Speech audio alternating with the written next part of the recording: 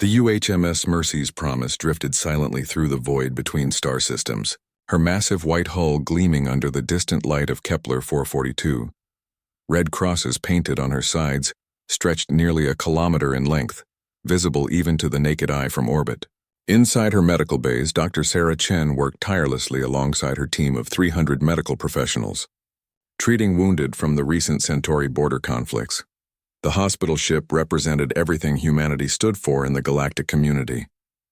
Where other species built warships and weapons of mass destruction, humans had constructed floating cities of healing.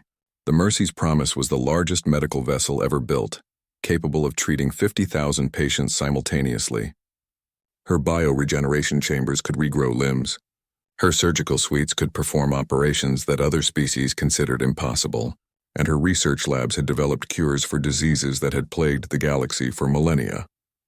Captain Marcus Torres stood on the bridge, reviewing casualty reports from the Outer Rim colonies. The war between the Hegemony Alliance and the Zephyrian Confederacy had been raging for 3 years, and civilian casualties mounted daily. Both sides had requested human medical assistance, and as always, humanity responded without taking sides. The Geneva Conventions of 2387 had extended Earth's ancient principles of medical neutrality to the stars. "Captain, we're receiving a distress signal from the Vega system," reported Lieutenant Commander Yuki Tanaka from the communications station. "Multiple ships down, estimated casualties in the thousands." Torres nodded grimly. "Set course for Vega. Maximum sustainable velocity." The Mercy's Promise was not a fast ship. Her massive medical facilities and the delicate equipment aboard meant she traveled at speeds that military vessels would consider crawling. But she was the hope of the wounded, and her arrival often meant the difference between life and death for entire populations. As they approached the Vega system 3 days later, the scope of the disaster became clear. The Zephyrian Confederacy had attempted to break through hegemony lines using a new type of quantum weapon. The attack had succeeded militarily, but the weapon had destabilized the system's asteroid belt, sending massive chunks of rock hurtling toward inhabited worlds. Dr. Chen prepared her teams as they entered orbit around Vega Prime. The planet's surface was scarred with impact craters, and emergency broadcasts filled every frequency. The hegemony forces had withdrawn, leaving millions of Zephyrian civilians trapped under collapsed cities and struggling with radiation poisoning from the quantum detonations. "This is UHMS Mercy's Promise responding to your distress call," Captain Torres broadcast on all frequencies. "We are a neutral medical vessel operating under galactic health protocols. All wounded will be treated regardless of species or affiliation." The response came immediately from the planet's surface. "Human vessel, this is Governor Zethkar of Vega Prime. Our medical facilities are overwhelmed. We have children dying in the rubble. Please help us." Within hours, the Mercy's Promise had deployed her shuttle fleet. Human medics descended to the planet in atmospheric craft designed for disaster response, each one equipped with portable medical facilities and emergency supplies. The ship's teleporter arrays worked continuously, beaming the most critically wounded directly to the surgical bays. Dr. Chen found herself working 18-hour shifts, moving between operating theaters with the efficiency that had made human medical teams legendary throughout the galaxy. The Zephyrians were silicon-based life forms, requiring specialized treatment protocols, but human adaptability shone through. Her team modified their procedures in real time, learning Zephyrian physiology while saving lives. "Doctor, we have a problem," called Dr. James Morrison from across the medical bay. "The children's ward is at capacity and we have more incoming." Chen looked around the vast medical facility, already packed beyond normal capacity. "Convert recreational areas 7 through 12 into pediatric units. Use the meditation chambers if necessary." "No child dies on my watch." The work continued for days. Human medical teams performed miracles that left even the cynical Zephyrian military commanders speechless. Children who had been written off as lost causes walked again. Elderly Zephyrians who had suffered massive organ damage were restored to health. The quantum radiation that should have killed thousands was neutralized by human-developed treatments. But it was more than just medical skill that impressed the alien observers. It was the humanity of the humans. Dr. Chen would sit beside the bed of a dying Zephyrian child, holding their crystalline hand while their parents wept tears of liquid silicon, Captain Torres personally delivered supplies to the most remote settlements, risking his own safety to reach survivors trapped in unstable ruins. The Mercy's promise became a beacon of hope hanging in Vega's sky. Her lights could be seen from the planet's surface, a constant reminder that help had arrived. News of the human medical mission spread throughout both sides of the conflict, and for a brief moment, the war seemed to pause as everyone watched the humans work. On the 7th day, as Dr. Chen finally allowed herself a moment of rest, she received an unexpected visitor. Governor Zethkar himself had been transported aboard the ship. Not as a patient, but to deliver a message. Dr. Chen, the tall, crystalline being said, his voice resonating through his silicon-based vocal cords, "I have lived for 300 of your years. I have seen every species in this galaxy, but I have never witnessed compassion like this. Your people ask for nothing in return, yet you give everything." Chen smiled tiredly. "It's what we do, Governor. Life is precious regardless of where it comes from. The hegemony forces have agreed to a temporary ceasefire to allow your work to continue," Zethkar continued. "Both sides want to ensure your safety while you help our people." As Chen looked out at the stars through the medical bay's viewport, she felt the familiar pride that came with wearing the Red Cross insignia. Humanity might not have the most advanced weapons or the fastest ships, but they had something that made them unique in the galaxy. They cared. In a universe filled with species that viewed warfare as entertainment and conquest as sport, humans still believed that every life mattered. The Mercy's promise would remain in the Vega system for another 2 weeks, healing the wounded and rebuilding shattered lives. But unknown to the humans aboard the ship, their actions were being watched by forces that viewed compassion as weakness and neutrality as an insult to be corrected.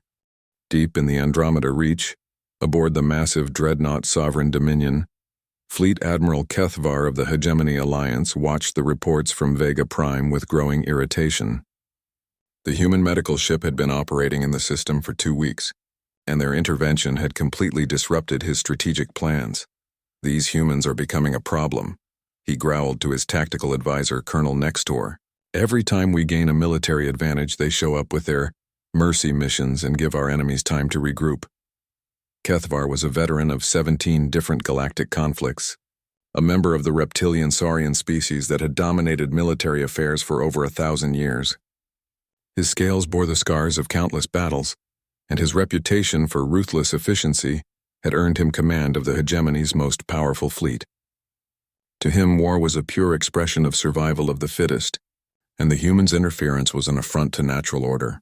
"Sir, intelligence reports indicate the hospital ship will be departing Vega within the next few days," Nextor reported, his own scaled features reflecting his commander's displeasure. "Should we resume bombardment operations once they leave?" The fleet admiral studied the tactical displays showing human medical shuttles moving between Vega Prime and the Mercy's promise. Each shuttle carried wounded Zephyrians who would return to fight against hegemony forces once they recovered. It was a cycle that had repeated itself dozens of times throughout the conflict, and Kethvar had grown tired of watching military victories turn into strategic defeats because of human compassion. "No," he said finally, his voice carrying the cold calculation that had made him feared throughout the galaxy. "It's time to send a message that neutrality is a luxury this galaxy can no longer afford." Colonel Nextor's eyes widened. "Sir, are you suggesting we target the medical vessel?" "The Geneva Conventions clearly state that hospital ships are protected under galactic law." Kethvar turned from the display, his predatory gaze fixing on his subordinate. "The Geneva Conventions are human law, Colonel. They do not apply to those who never agreed to be bound by them. Besides, accidents happen in war zones. Sensor malfunctions, communication failures, targeting errors. The implications hung heavy in the air of the command center. Throughout the hegemony fleet, similar conversations were taking place as Kethvar's orders filtered down through the chain of command. The decision had been made at the highest levels of hegemony leadership. The humans' medical neutrality was disrupting too many military operations, saving too many enemy soldiers, and prolonging conflicts that should have been decided months ago. 3 days later, the UHMS Mercy's Promise completed her medical mission in the Vega system. Dr. Chen stood in the main medical bay, watching as the last of the Zephyrian patients were transported down to the planet's surface. The ship's medical facilities, which had been packed beyond capacity, now seemed almost empty. Final casualty report, Doctor, Dr. Morrison said, handing her a data tablet. 14,732 individuals treated. Mortality rate of 0.3%. Complete recovery rate of 97.1%. Chen nodded, reviewing the numbers that represented so much more than statistics. Each figure was a life saved, a family reunited, a future preserved. It was the kind of work that reminded her why she had chosen medicine over the more profitable fields her parents had suggested. Excellent work. Everyone, she announced to the medical staff gathered around her. Set condition green and prepare for departure. I'm sure there's another crisis somewhere that needs our attention. Captain Torres received the departure clearance from Vega Prime's orbital control with mixed feelings. The mission had been a complete success, but he knew that leaving meant the conflict would likely resume. Still, the Mercy's promise could not remain in every system indefinitely. There were other worlds, other people who needed their help. Navigation. Set course for the Terran Medical Station Alpha. We need to resupply and give the crew some rest before our next assignment, Torres ordered. Course laid in, Captain. Estimated travel time to Terra Station is 4 days at current velocity. As the Mercy's promise left Vega's gravity well and entered hyperspace, none of the crew noticed the hegemony patrol ships that had been waiting just outside sensor range. Fleet Admiral Kethvar's trap was already in motion. The hospital ship traveled through hyperspace along one of the established medical corridors, routes that had been designated as neutral space by galactic treaty. These corridors allowed medical vessels to move freely between star systems without interference from military forces. It was a system that had worked for decades, built on the assumption that all civilized species respected the sanctity of medical neutrality. Dr. Chen was in her quarters, reviewing case files from their recent mission when the ship suddenly lurched violently. Emergency klaxons began wailing throughout the massive vessel, and the lights flickered as power fluctuations ran through the ship's systems. All hands. This is the captain. Torres's voice echoed through the communication system. We are under attack. All medical personnel report to emergency stations. This is not a drill. Chen rushed to the bridge, her mind struggling to process what she had heard. Under attack? The very concept seemed impossible. The Mercy's promise was clearly marked as a hospital ship, traveling in designated neutral space. No civilized species would dare target a medical vessel. The bridge was chaos when she arrived. Officers shouted orders while damage reports flooded in from throughout the ship. Captain Torres stood at the center of it all, his face grim as he studied the tactical displays. What's happening? Chen demanded. Hegemony fleet, Torres replied without looking away from his screens. They dropped out of hyperspace directly in our path and opened fire without warning. No communication, no demands, just immediate weapons fire. On the main screen, Dr. Chen could see the attacking vessels. 6 hegemony destroyers arranged in attack formation, their weapons blazing with deadly energy. The Mercy's promises shields were holding for now, but the hospital ship had never been designed for combat. Her defensive systems were minimal, intended only to protect against space debris and radiation. Sir, they're targeting our medical base specifically, reported the tactical officer. It's like they know exactly where our most vulnerable areas are located. Torres's jaw tightened. The implications were clear. This was not a case of mistaken identity or a tragic accident. The hegemony forces were deliberately targeting a hospital ship, violating every principle of civilized warfare. Get me a communication channel to the attacking fleet, Torres ordered. Channel open, sir. Hegemony vessels, this is Captain Torres of the United Human Medical Service ship Mercy's Promise. We are a clearly marked hospital ship operating under galactic medical protocols. Cease fire immediately. The response came in the form of increased weapons fire. Energy beams lanced across space, striking the hospital ship's hull and sending shockwaves through her massive frame. In the medical bays below, patients who had been recovering from previous treatments were thrown from their beds as the ship shook under the assault. The attack on the Mercy's Promise continued with merciless precision. Fleet Admiral Kethvar watched from his command ship as his destroyers systematically targeted the hospital ship's critical systems. He had studied human vessel designs extensively, and he knew exactly where to strike to cause maximum damage while avoiding an immediate catastrophic explosion. Target their communication arrays next, he ordered coldly. I want them isolated and helpless. The hegemony weapons fire struck the hospital ship's communication tower, severing her connection to the galactic emergency networks. Dr. Chen watched in horror as sparks erupted from control panels throughout the bridge, and the smell of burning electronics filled the air. Shield generators are down to 30%, reported Lieutenant Commander Tanaka. Her voice strained as she fought to keep the ship's systems operational. We're losing structural integrity on deck 7 through 12. Captain Torres knew they had only minutes before the attackers overwhelmed their defenses completely. The Mercy's promise was not built for this kind of punishment, and her civilian-grade shields were failing rapidly under military-grade weapons fire. Emergency evacuation protocols, Torres ordered. Prepare all medical shuttles for launch. Get the patients and non-essential personnel off the ship immediately. Dr. Chen grabbed the captain's arm. Marcus, we have over 3,000 patients in critical condition. They can't be moved safely, and our shuttles can't carry that many people. Torres looked at the tactical display, watching as the hegemony ships maneuvered for a final attack run. The hospital ship's shields were flickering, failing in sections as the generators overloaded. He had commanded medical vessels for 15 years, but nothing had prepared him for this moment. Do what you can. Sarah, save who you can. Throughout the ship, human medical personnel worked frantically to evacuate their most vulnerable patients. Dr. Morrison coordinated the transfer of critical cases to the shuttles while other medical staff helped ambulatory patients reach escape pods. The ship's teleporter arrays, designed for medical emergencies, worked at maximum capacity to beam people to safety. But there were too many patients and too little time.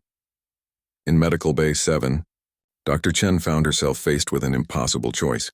30 Zephyrian children lay in bioregeneration chambers, their crystalline bodies slowly healing from injuries sustained during the asteroid impacts. Moving them would likely kill them, but leaving them meant certain death when the ship was destroyed. Doctor, we need to go now. Dr. Morrison shouted over the sound of alarms and weapons fire. The shields are failing! Chen looked at the children, then at the medical staff who had stayed behind to help with the evacuation. Take the others and go. I'm staying with the children. Sarah, that's suicide. These children trusted us to heal them. I won't abandon them now. Dr. Morrison's eyes filled with tears, but he nodded and led the remaining staff toward the evacuation shuttles. Dr. Chen sealed the medical bay and activated the emergency force fields, hoping to buy the children a few more precious minutes. On the bridge, Captain Torres made his final log entry as the hegemony ships closed in for the kill. This is Captain Marcus Torres of the UHMS Mercy's Promise final log entry. We are under unprovoked attack by hegemony forces while operating as a neutral medical vessel. We have evacuated approximately 40% of our patients and crew. To those who survived this attack, remember that we died doing what humans do best, caring for others, regardless of the cost. The bridge shook violently as another weapons strike hit the ship's primary reactor. Emergency lighting bathed everything in an eerie red glow as main power failed throughout most of the vessel. Fleet Admiral Kethvar watched the hospital ship's death throes with satisfaction. The human vessel was breaking apart, her hull cracking under the relentless assault. Soon the galaxy would understand that neutrality was weakness, and weakness would not be tolerated, sir. We're detecting multiple escape pods and shuttles launching from the hospital ship, Colonel Nextor reported. Destroy them all, Kethvar ordered without hesitation. Leave no survivors to spread their propaganda about medical neutrality. The hegemony destroyers turned their weapons on the fleeing medical shuttles, treating the defenseless craft like targets in a training exercise. One by one, the shuttles exploded in brilliant flashes of light, taking human medical personnel and alien patients with them into the void. Dr. Chen felt the ship around her beginning to collapse as structural supports failed throughout the massive vessel. The bioregeneration chambers housing the Zephyrian children were still functioning, powered by emergency batteries, but she knew their time was running out. She activated her personal communicator, hoping against hope that someone might hear her final message. This is Dr. Sarah Chen aboard the UHMS Mercy's Promise. We are under attack by hegemony forces in violation of all galactic medical protocols. They are targeting medical shuttles and escape pods. Tell Earth what happened here. Tell them that some species do not honor the sanctity of life. The ship lurched again, and Chen was thrown against a bulkhead as another section of the hull breached. She could hear the whistle of atmosphere escaping into space, and she knew the end was near. In the final moments before the Mercy's Promise's reactor core overloaded, Captain Torres managed to activate one last system, the ship's quantum beacon. It was a device designed to broadcast medical emergencies across vast distances, cutting through hyperspace interference to reach any Allied vessels in range.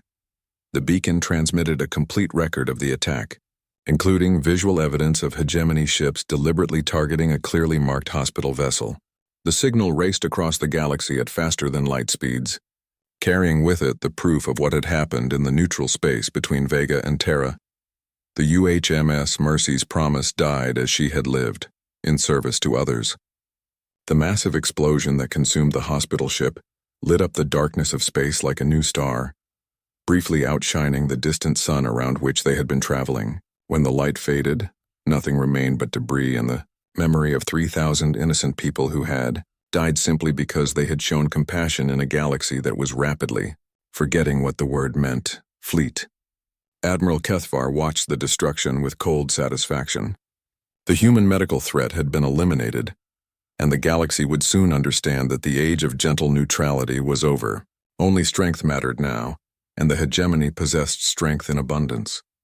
But as his fleet prepared to return to their base, Kethavar's communication officer received an urgent message from Hegemony High Command. The quantum beacon's transmission had been intercepted by monitoring stations throughout the galaxy. Within hours, the footage of the attack on the Mercy's Promise was being broadcast on every news network in known space. "Sir," the communication officer said, his voice trembling, "Hegemony Command is ordering us to return to base immediately. They say the human government has issued a formal declaration." Kethavar frowned. "What kind of declaration?" "They're calling it a declaration of medical protection, sir. They say that any attack on medical personnel or facilities will be considered an act of war against all of humanity." For the first time since the attack began, Fleet Admiral Kethvar felt a flicker of unease. He had spent his entire career studying human military capabilities, and he knew they were not to be underestimated. But he had assumed that their commitment to medical neutrality would prevent them from taking military action, even in response to an attack on their hospital ships. As his fleet jumped to hyperspace, heading back toward hegemony territory, Kethavar could not know that his actions had just awakened something in humanity that had been dormant for decades. The gentle giants of the galaxy were about to remind everyone why Earth had never been successfully invaded, despite having some of the most desirable resources in known space. The news of the Mercy's Promise reached Earth through the quantum beacon transmission, arriving at Terra Station Alpha just as the morning shift was beginning their duties. Communications Officer Elena Rodriguez had been expecting routine medical updates when the emergency beacon activated, flooding her screens with footage that would change the course of galactic history. "My God," she whispered, watching the hegemony destroyer systematically target the hospital ship. The video showed everything in horrifying detail: the deliberate targeting of medical bays, the destruction of evacuation shuttles, the murder of defenseless patients and medical personnel. Within minutes, the transmission was racing through Earth's communication networks. In Geneva, the World Health Council was called into emergency session. In Brussels, the United Earth Defense Command activated their highest alert status for the first time in 30 years. In Luna City, the Interstellar Medical Corps headquarters became a hub of frantic activity as administrators tried to account for all their hospital ships.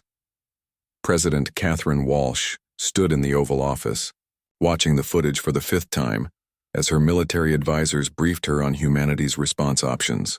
At 72, she had led Earth through 2 decades of peace and prosperity, building humanity's reputation as the galaxy's healers and diplomats. But the images on her screen showed her people being murdered simply for trying to save lives. "How many survivors?" she asked quietly. General Patricia Hayes, chief of the Defense Command, consulted her tablet. "Preliminary reports indicate 17 escape pods were recovered by search and rescue teams. Out of 3,412 people aboard the Mercy's Promise, we have 31 confirmed survivors." The president closed her eyes. 3,000 people dead, including Dr. Sarah Chen, whose work had saved millions of lives throughout the galaxy. Captain Torres, who had devoted his career to bringing hope to war zones. Hundreds of medical personnel who had signed up to heal, not to die in a senseless attack. "Madam President," said Secretary of State Michael Chen, Dr. Sarah Chen's younger brother, "the Galactic Council is demanding an immediate response from us." Every major species in the galaxy is watching to see how Earth reacts to this unprovoked attack. President Walsh turned from the screen to face her assembled advisors. The weight of the moment pressed down on her shoulders like a physical force. For 60 years, humanity had built its reputation on peace, healing, and neutral intervention in galactic conflicts. But that reputation had been built on the assumption that other species would respect humanity's medical neutrality. "What are our military options?" she asked. General Hayes stepped forward, her expression grim. "The Earth Defense Fleet has been on standby since we received the beacon transmission. Admiral Jackson is requesting permission to deploy the entire fleet to hunting down the ships responsible for this attack." "And the consequences of such action?" "Unknown, Madam President. Humanity has not engaged in large-scale military action since the Tau Ceti incident 40 years ago. Most species view us as healers, not warriors. They may have forgotten what Earth is capable of when provoked." President Walsh walked to the window overlooking the peaceful streets of Washington. DC children played in parks while their parents went about their daily lives, unaware that their government was contemplating the first interstellar war in human history. But those same children deserved to live in a galaxy where medical personnel could do their jobs without fear of being murdered. "Draft a declaration," she said finally. "Any species, government, or military force that attacks clearly marked medical personnel or facilities will be considered to have committed an act of war against all of humanity. We will hunt down those responsible for the Mercy's promise and bring them to justice." Secretary Chen leaned forward. "Madam President, such a declaration could destabilize the entire galactic political structure. Many species might view it as human imperialism. Then they can explain that to the families of the people who died on that hospital ship," Walsh replied, her voice carrying the steel that had made her one of Earth's most effective leaders. "We tried neutrality. We tried compassion. We tried showing the galaxy a better way. In response, they murdered our healers. If they want to see what humanity looks like when we're not being gentle, then they're about to get that lesson." The declaration was broadcast across the galaxy within 6 hours, transmitted on every frequency and in every known language. The message was simple, direct, and carried the full authority of Earth's government behind it. Humanity was no longer neutral in conflicts that threatened medical personnel. The reaction was immediate and varied. The Zephyrian Confederacy, still mourning their children who had died aboard the Mercy's Promise, immediately offered their full support for human retaliation. The peaceful Altarian Republic condemned the attack but urged restraint. The militaristic Draconian Empire watched with interest, curious to see if the humans would back up their words with action. But in hegemony space, the reaction was one of dismissive contempt. Fleet Admiral Kethvar received orders from High Command to ignore the human declaration and continue normal operations. The hegemony leadership had convinced themselves that humanity's peaceful nature was weakness, and that their threats were empty posturing. They were about to learn how wrong they were. Admiral Sarah Jackson stood on the bridge of the UES Retribution, Earth's most advanced warship, as the human fleet prepared for its first military deployment in decades. Around her, 37 ships of the Earth Defense Fleet moved through space with deadly precision. Each vessel represented the pinnacle of human military technology, built during the peaceful years but designed by a species that remembered what war meant. "Admiral, we have confirmation of the target fleet's location," reported Commander Davis from the tactical station. "Hegemony Fleet Group 7 is currently stationed in the Rigel system, approximately 6 light-years from the attack site." Jackson nodded grimly. Fleet Group 7 was Kethvar's command, the ships responsible for murdering the Mercy's Promise. Intelligence reports indicated they had returned to their base as if nothing had happened, expecting no consequences for their actions. "How long until we reach optimal firing position?" 4 hours, Admiral. "We'll drop out of hyperspace just outside their sensor range and approach under stealth protocols." The Admiral looked around the bridge at her crew, many of whom had never seen combat but all of whom understood what they were fighting for. Earth's military had not fired a shot in anger for 4 decades, but they had not been idle during the peaceful years. Human technology had advanced in ways that would surprise their enemies. "This is Admiral Jackson to all ships," she broadcast on the fleet frequency. "In 4 hours we will engage the forces responsible for destroying the UHMS Mercy's Promise. They think humanity is weak because we choose healing over warfare. Today we remind the galaxy that choosing peace does not mean we have forgotten how to fight." Throughout the fleet, Crews made final preparations for what would become known as the Battle of Rigel. Weapon systems that had never been tested in combat were brought online. Tactical computers calculated firing solutions for targets that had never seen human military technology in action. On Earth, President Walsh stood in the Defense Command Center, watching as the fleet approached its target. Around her, the most advanced military minds on the planet monitored every aspect of the operation.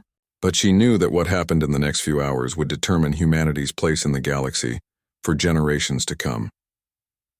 "Madam President," General Hayes said quietly, "once we cross this line, there's no going back. The galaxy will never see us the same way again." Walsh nodded, her eyes fixed on the tactical display showing the approaching human fleet. "General, they stopped seeing us as healers the moment they opened fire on the Mercy's Promise. If they want to see us as warriors instead, then we'll show them what human warriors can do." The Rigel system was quiet when the Earth Defense Fleet arrived, dropping out of hyperspace like ghosts materializing from the void. Admiral Jackson watched the tactical displays as her ships moved into position around the hegemony base, their advanced stealth systems rendering them invisible to enemy sensors. Fleet Admiral Kethvar's ships floated peacefully in orbit around Rigel Prime, their crews unaware that 37 human warships had surrounded them.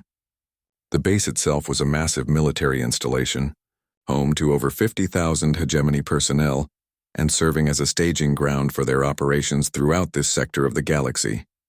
"All ships report ready, Admiral," Commander Davis announced. "We have target locks on all enemy vessels." Jackson studied the tactical display, noting the positions of civilian installations and merchant traffic in the system.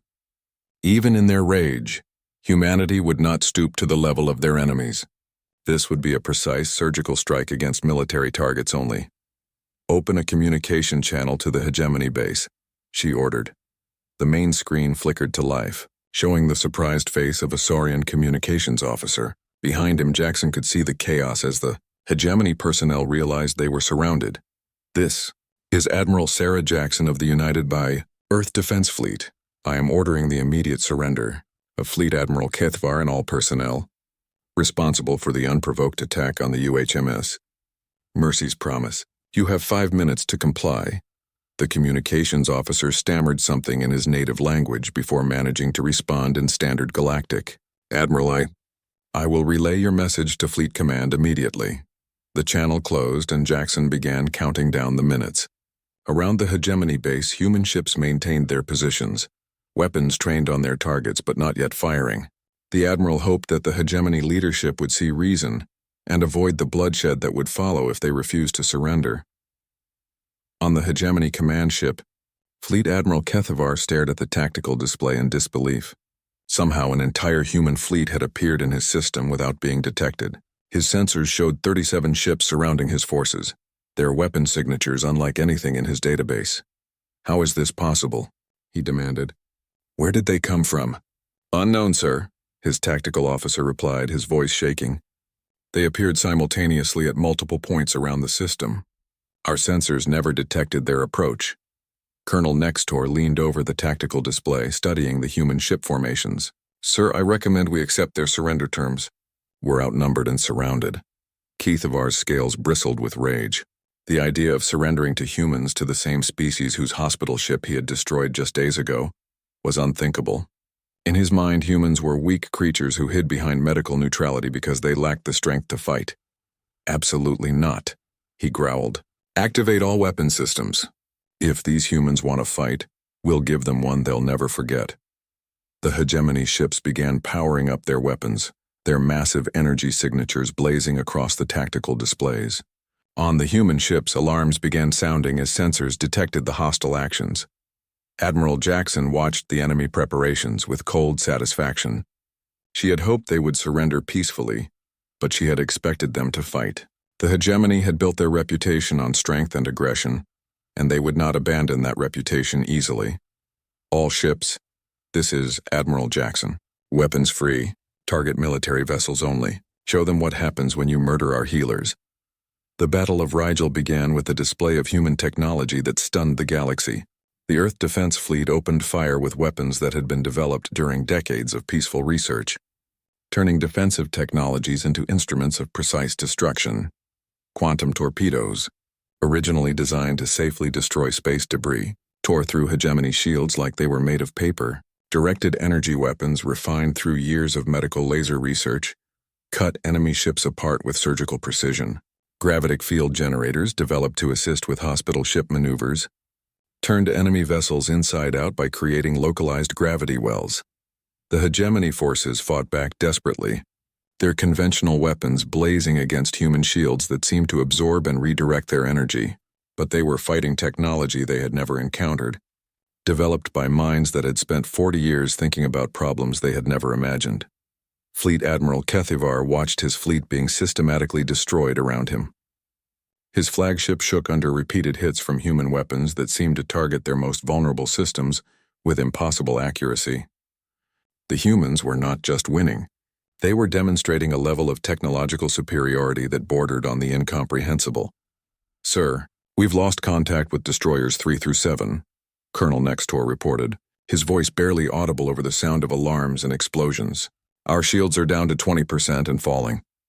On the main screen, Kethivar could see human ships moving through his formation like predators among prey. They were not fighting like any military force he had ever encountered.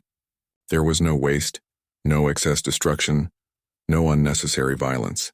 Each shot was calculated, each maneuver precise, each target carefully selected. It was the most terrifying display of controlled lethality he had ever witnessed. The UES Retribution closed in on Kethivar's flagship, her weapons charging for the final strike. Admiral Jackson stood on her bridge watching the enemy vessel struggle with disabled engines and failing life support systems. "Admiral, we're receiving a surrender signal from the enemy flagship," Commander Davis reported. Jackson nodded. "Accept their surrender. Prepare boarding parties." The battle lasted exactly 17 minutes from first shot to final surrender. When it was over, the hegemony's Fleet Group 7 had ceased to exist as a fighting force. 23 enemy ships had been destroyed or disabled, while the human fleet had suffered only minor damage to 2 vessels. But more importantly, the battle had been broadcast live throughout the galaxy by news networks that had been monitoring the situation. Every major species had watched humanity demonstrate that their commitment to peace came from a position of strength, not weakness. Admiral Jackson materialized on the bridge of Kethivar's flagship along with a squad of human marines. The Saurian fleet admiral stood amid the wreckage of his command center, his scales dulled with defeat and his proud posture broken. "Fleet Admiral Kethivar," Jackson said, her voice carrying the authority of humanity's righteous anger, "you are under arrest for war crimes, specifically the unprovoked attack on a clearly marked medical vessel and the murder of 3,412 innocent people." Kethivar looked at the human admiral, seeing in her eyes the same clinical precision that had destroyed his fleet. "You cannot arrest me. I am a hegemony military officer operating under legitimate orders. Your government issued no declaration of war against the UHMS Mercy's Promise," Jackson replied coldly. "Your attack was an act of piracy and murder. You will be transported to Earth to stand trial for your crimes." As the human marines placed restraints on the defeated hegemony officers, Kethivar realized that he had made a fundamental miscalculation. He had assumed that humanity's peaceful nature was a sign of weakness, that their commitment to healing meant they had forgotten how to fight. But watching the efficient, methodical way the humans had destroyed his fleet, he understood the truth. Humanity had not forgotten how to wage war. They had simply chosen to use their abilities for healing instead. When that choice was taken away from them, when their healers were murdered and their compassion was met with violence, they had shown the galaxy what controlled, focused human anger could accomplish. The news of the Battle of Rigel spread across the galaxy faster than the speed of light, carried by quantum communication networks to every inhabited system. The footage showed not just human military victory, but human military restraint. Despite their overwhelming technological advantage, the humans had targeted only military installations and had accepted surrenders immediately. On Earth, President Walsh watched the arrest of Fleet Admiral Kethivar with grim satisfaction. Justice would be served for the crew of the Mercy's Promise, but she knew that this was only the beginning. The galaxy now understood that humanity was not weak, but they needed to understand something more important. They needed to understand that human medical neutrality was not a request. It was not a suggestion. It was a fundamental principle that would be protected by the full might of Earth's military forces. The gentle giants of the galaxy had awakened, and they would not be going back to sleep anytime soon. The trial of Fleet Admiral Kethvar began 3 months after the Battle of Rigel, held in the International Court of Justice in The Hague. Representatives from every major galactic civilization attended, making it the largest gathering of alien dignitaries in Earth's history. The proceedings were broadcast live throughout the galaxy, watched by billions of beings who wanted to see how humanity would handle justice for the Mercy's Promise massacre. Judge Maria Santos, the Chief Justice of the International Criminal Court, presided over the proceedings with the dignity and gravitas that had made her respected throughout the galaxy. At 68, she had overseen numerous international cases, but nothing had prepared her for the weight of conducting the first interstellar war crimes trial in human history.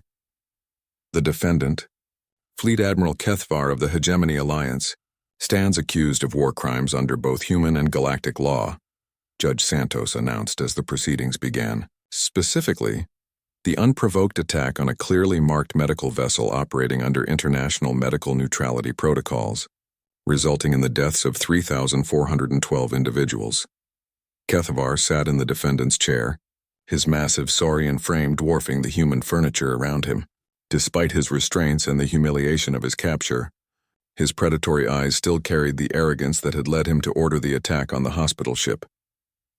The prosecution was led by Attorney General Rebecca Martinez, who had volunteered for the case personally after losing her daughter in the Mercy's Promise attack.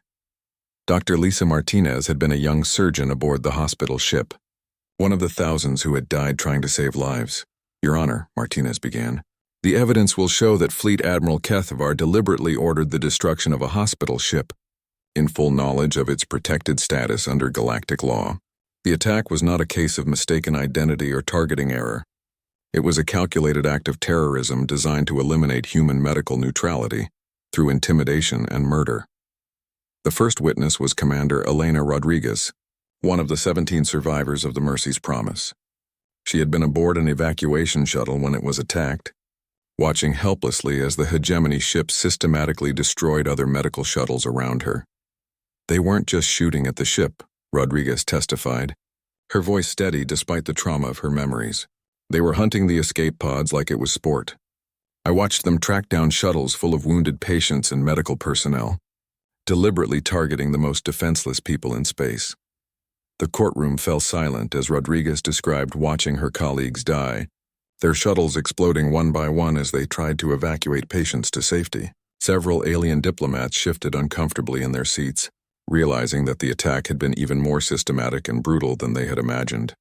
Dr. James Morrison, another survivor, testified about the final moments aboard the Mercy's Promise.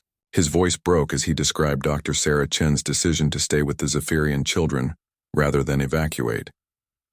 She could have lived, Morrison said, tears streaming down his face. We begged her to come with us, but she refused to abandon those children. Dr. Chen died because she believed that every life was precious, regardless of species or politics. She died because she was everything that medical neutrality represents. The defense attorney, a prestigious Saurian lawyer named Advocate Thexnil, argued that Kethvar had been following legitimate military orders to eliminate a strategic threat. He claimed that the hospital ship had been providing aid to enemy forces, making it a legitimate military target. My client was engaged in lawful military operations, Thexnil argued. The human vessel was operating in a combat zone, providing material assistance to enemy combatants. Under the rules of warfare, this made it a legitimate target. Attorney General Martinez stood for her cross-examination, her eyes blazing with controlled fury. Advocate Thexnil, are you seriously arguing that wounded children constitute enemy combatants? I am arguing that the vessel was providing strategic assistance to hostile forces.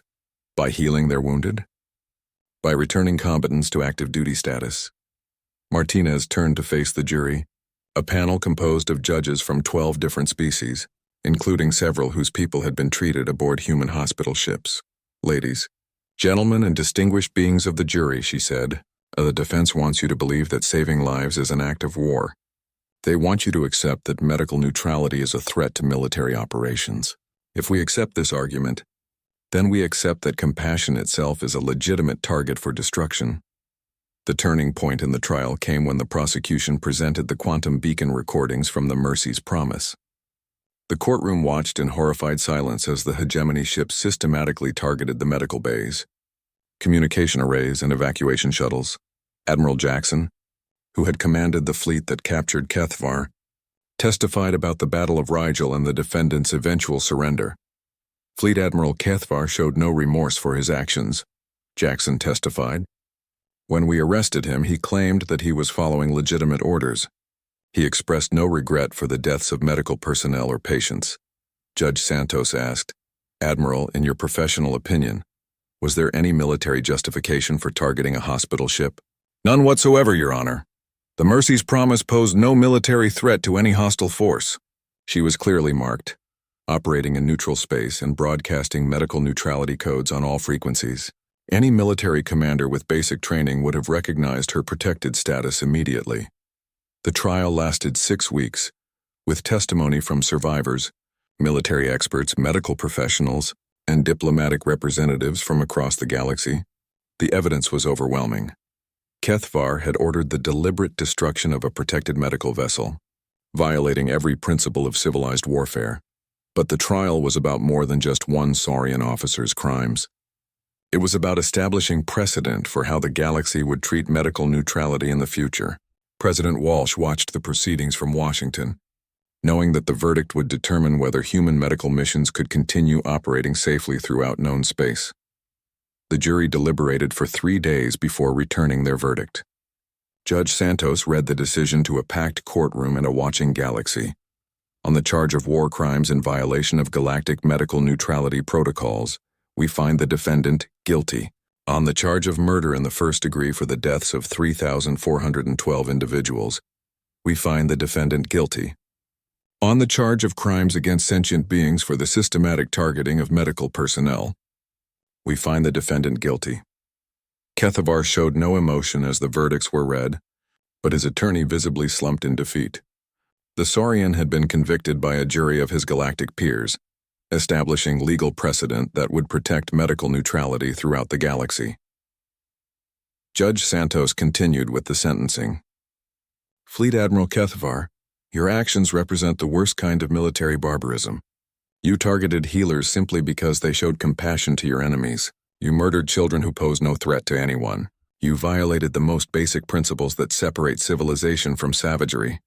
The judge paused, looking directly at the defendant. "This court sentences you to life imprisonment without the possibility of parole, to be served on the maximum security facility at Luna Penitentiary. Additionally, this court hereby establishes the Mercy's Promise Protocol, which designates any attack on medical personnel or facilities as a crime against all sentient beings, subject to prosecution by any galactic authority. The Hegemony Alliance, facing massive diplomatic pressure from across the galaxy, issued a formal apology for the attack and agreed to pay reparations to the families of the victims. More importantly, they signed the Medical Neutrality Accords, joining 47 other species in guaranteeing the protection of medical personnel throughout their territory. As news of the verdict spread across the galaxy, a remarkable thing happened. Species that had been at war for decades began establishing neutral medical zones, where their wounded could be treated without fear of attack. The sacrifice of the Mercy's Promise had not been in vain. It had created a new standard of civilized behavior that would protect healers throughout the galaxy. On Earth, construction began on a new class of hospital ships, larger and more advanced than anything humanity had built before. But these new vessels would carry a difference that reflected the lessons learned from the Mercy's Promise massacre. Alongside their medical facilities, they would carry defensive systems capable of protecting themselves and their patients from those who would murder healers. The galaxy had learned that humanity's commitment to peace came from strength, not weakness. And they had learned that attacking human medical personnel was not just a crime against humanity, but a crime that humanity would punish with swift and overwhelming force. 5 years after the destruction of the UHMS Mercy's Promise, the galaxy had fundamentally changed. The Medical Neutrality Accords had been signed by every major civilization, creating protected medical zones throughout known space. Hospital ships from dozens of species now operated under the protection of the Mercy's Promise Protocol. Their healing missions safeguarded by the precedent established through human determination and technological superiority. Dr. Michael Chen, younger brother of the fallen Dr. Sarah Chen, stood on the bridge of the newest addition to humanity's medical fleet, the UHMS New Hope. The massive vessel was twice the size of her predecessor, equipped with the most advanced medical facilities ever constructed, and protected by defensive systems that could repel any conventional attack. Final systems check complete. Doctor, reported Captain Elena Rodriguez, the former communications officer who had survived the Mercy's Promise massacre and chosen to continue serving aboard hospital ships. We're ready to depart for the Andromeda sector. Dr. Chen nodded, looking out at the stars through the bridge's vast viewports. The New Hope represented everything humanity had learned from the tragedy of 5 years ago. She was a symbol of hope, healing, and the unshakable human commitment to preserving life throughout the galaxy. Take us out, Captain. There are people who need our help. As the New Hope departed Earth's orbit, she passed a memorial station that had been built at the edge of the solar system. The memorial contained the names of every person who had died aboard the Mercy's Promise, carved into crystalline walls that caught and reflected the light of Sol. At the center of the memorial stood a statue of Dr. Sarah Chen, holding a Zephyrian child in her arms, representing the final moment of compassion that had defined her life. The memorial was not just a monument to the dead. It was a reminder to the galaxy of what humanity stood for. Visitors from across known space came to pay their respects, to understand the price that had been paid for medical neutrality, and to recommit themselves to the principles that protected healers throughout the galaxy. In the Rigel system, a very different kind of memorial served as a reminder of the consequences of attacking medical personnel. The wreckage of Fleet Admiral Kethvar's fleet still floated in orbit around Rigel Prime, deliberately left in place as a warning to anyone who might consider threatening humanity's healers. The twisted metal and debris fields told a clear story. This was what happened to those who murdered doctors.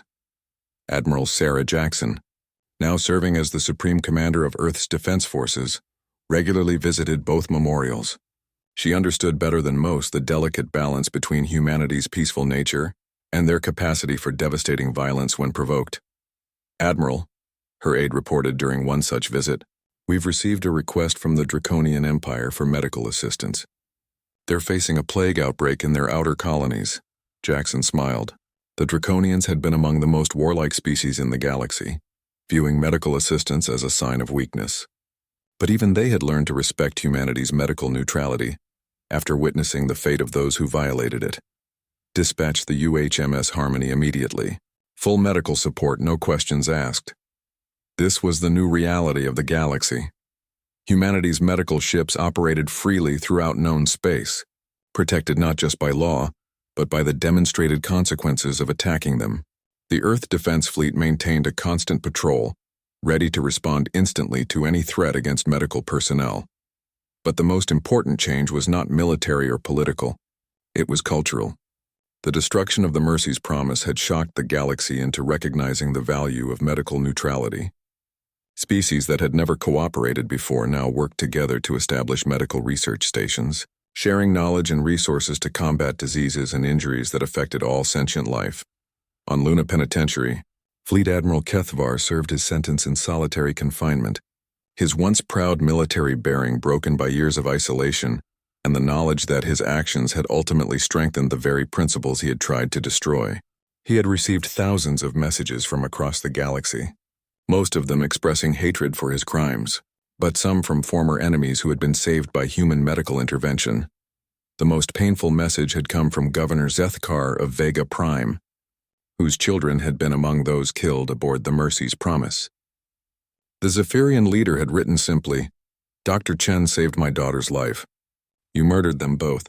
I hope you live forever with that knowledge." Kethvar had not responded to any of the messages. What could he say? That he had been following orders? That he had believed medical neutrality was weakness? That he had thought humanity would simply accept the massacre and return to their peaceful ways? He had been wrong about everything.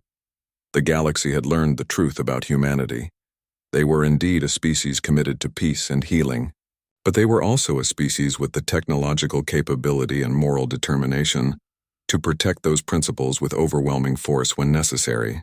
The gentle giants of the galaxy had shown their teeth, and no one would forget the lesson. Dr. Michael Chen stood in the main medical bay of the New Hope as they approached their destination, a war-torn system where refugees from multiple species needed urgent medical attention.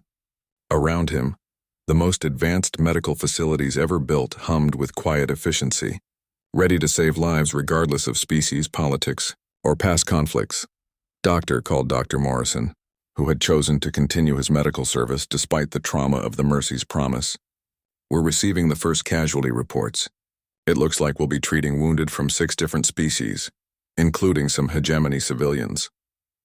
Chen nodded without hesitation. Prepare all medical bays for incoming patients. Medical neutrality means everyone gets treated. No exceptions. As the New Hope's medical shuttles departed for the planet's surface, Dr. Chen thought about his sister and the principles she had died defending. Sarah had believed that every life was precious, that healing was a fundamental duty that transcended politics and warfare. Her death had been a tragedy, but it had also been a catalyst that transformed the galaxy's approach to medical care. The Mercy's promise had been destroyed, but her mission lived on in every hospital ship that now operated under the protection of human military might. The galaxy had learned that humanity's commitment to healing was not a weakness to be exploited, but a strength to be respected and protected. On Earth, President Walsh, now in her final year of office, stood in the Rose Garden delivering her farewell address to the galaxy. Behind her, the flags of 49 different species flew alongside Earth's banner, representing the Medical Neutrality Alliance that had grown from humanity's response to the Mercy's Promise massacre. 5 years ago, our healers were murdered simply for showing compassion, she said. Her words broadcast to billions of beings across the galaxy. Today, medical neutrality is protected by law, by treaty, and by the demonstrated consequences of violating it.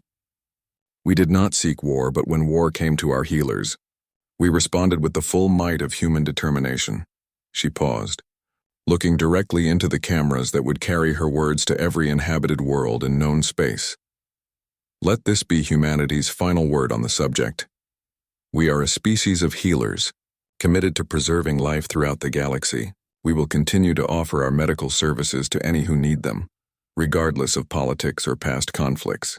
But to those who would threaten our medical personnel, who would attack our hospital ships, who would murder our healers, remember the fate of Fleet Admiral Kethvar and the lesson of Rigel. Humanity chooses peace, but we are fully capable of war. We choose healing, but we will fight to protect those who heal. As the President's words echoed across the galaxy, every species understood the message. Humanity had not abandoned their peaceful nature. They had simply made it clear that their peace was protected by strength. Their compassion was backed by capability, and their medical neutrality was guaranteed by their willingness to defend it with their lives. The UHMS New Hope continued her mission in the distant system, her medical bays filled with patients from across the galaxy, her crews working tirelessly to save lives and ease suffering. She was more than just a hospital ship. She was a symbol of humanity's unshakable commitment to healing, protected by the demonstrated consequences of threatening those who chose to serve others. The gentle giants of the galaxy had awakened, and they would never sleep again.